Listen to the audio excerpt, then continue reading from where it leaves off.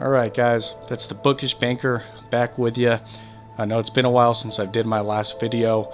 I mainly was waiting because I was waiting on this beautiful new mic to come in to make my voice sound a little bit better, for these videos.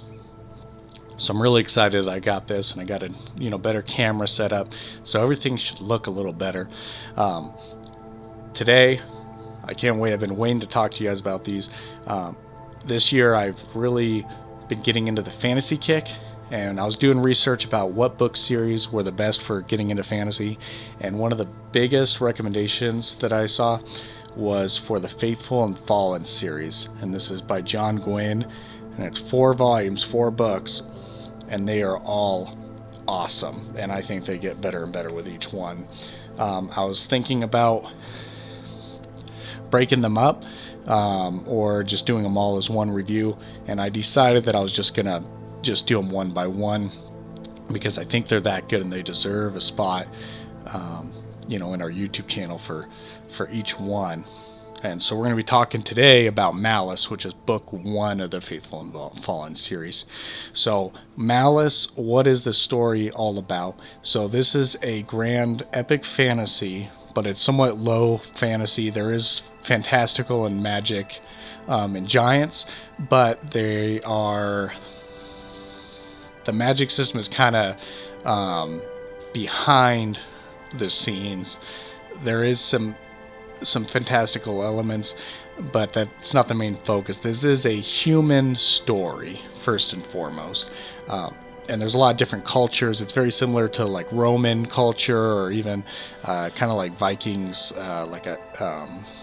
and Scandinavian and kind of like warrior culture. The best thing about this book, for me, and all of this book series, is that it's a very fast page-turning adventure, because each chapter is maybe 10 pages long at the most, so it reads extremely fast. It's constantly like one more chapter, I'm going to read one more chapter, and it's just such an easy read. So with this, you have multiple POV characters that you follow, which may be intimidating for some people getting into this kind of book, and there is over 500 named characters, which is crazy. However, you only follow 4 or 5 POV characters to begin with, and of course more people get added on gradually. So John Gwynne does a great job at introducing this world bit by bit, and he doesn't tell you more than you really need to know at any given time. What drives this whole story is there's this grand prophecy, because in the past there was a big god war between Elyon, who's like the good gods, and Azeroth, who's like the devil. And their chosen ones fought and everything, and then all the people live here in the banished lands, the humans, and we got this awesome map. You got to have a great map when you're reading fantasy. It's just awesome to be reading about like where the characters are and everything. I flipped to this map 100 times, reading these books. But anyways, there's this prophecy that the gods are going to return one day, and they're going to have their champions. Azeroth's guy is going to be the Black Sun, and he's going to bring, darkness and death upon the world. And then Elyon's champion is going to be called the Bright Star, and he's going to lead light and push out the darkness and save the banished lands. And so at the beginning, you have this High King, Aculus, I think is how his name is said, and underneath him there are like minor kings that rule over different portions of the banished lands, and they all essentially bend the knee to him, more or less. So he calls a council, because the prophecy is coming true. Things are beginning to go in motion. And so he gathers this big council of the kings. Is basically how this whole series begins, and that the whole setup of this first book all follows this. Now the main protagonist you're following, there's really 2 or three that like are very important that you're following for the most part. The first is Corbin. Him and his sister Kywin. It's a typical farm boy to hero story. He starts out in a village. He's wanting to become a warrior and serve as king, and he's growing into himself, but the world around him is changing, and he's thrust into this adventure. This entire book is all setting up, the events of the other books. The other ones we follow. So yeah, Corbin and Kywin. Kywin's a badass. His sister, she's kind of like a rogue, like with knives. She throws knives and everything. It's really cool. The action in these books is crazy. So you got Corbin. The next people we follow is Nether and Verity. So Nether is the High King's son, so he's the prince. And he has dreams of glory and uniting the realm against the Black Sun. He realizes the only way to stop him is to bring everyone together, and that's his whole motivation. And Verity is his bodyguard, his number one sword that follows Nether around. So those three are the primary characters you're following. There are other point of views that help explore the world and introduce it and really explain the stakes and everything. As I said, there's mostly humans. You're not dealing with orcs and gnomes or anything like that. However, there are giants in these book series, and the giants are all the enemies of mankind for the most part. So that's kind of setting the stage.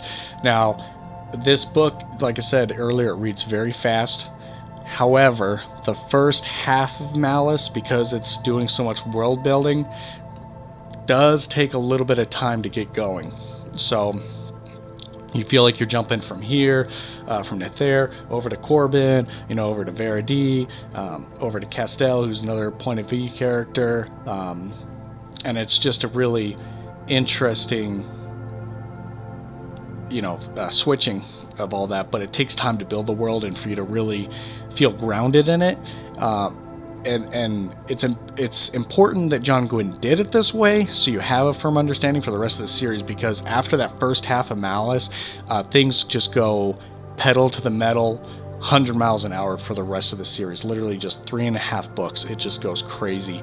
So you have to set the stage of how the world was prior, before everything goes off the rails. So just a warning, if you read this book, that first half of Malice is a little hard to get through, but once it gets going, so stick through it. Sometimes people say, it's okay to DNF. You cannot give up on this series until you have at least finished Malice, because it sets the stage so wonderfully for the rest of the books. And I think that each one of these books gets better and better and better, which is kind of rare. Sometimes the first book is the best. Don't get me wrong, Malice is fantastic, but I would say it's like 9 out of 10, whereas each one after is probably closer to 10 out of 10, especially with the ending. The way this whole series wraps up is just fantastic. So, I'm going to leave this whole review spoiler free, just because I just want to gush about Faithful and Fallen as a series. I mean, John Gwynne just has done, he writes such relatable characters, and this really got me back into reading. I mean, I talked earlier about some of the other books I read. They were good, the barbarian aliens and the sci-fi, but getting into this book, Malice, it's completely renewed my love for reading, and it's really set off this 2024 year of reading for me.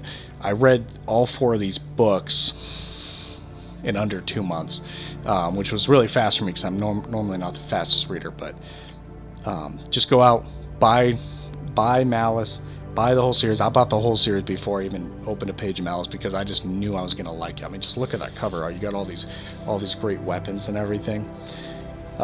When I go over some of the other books, I'll probably go through more spoilers, but just Malice, oh my gosh, it's so good. And that's all I have to say about that. Oh yeah, I forgot. I think I said the score, but we're calling it 9 out of 10.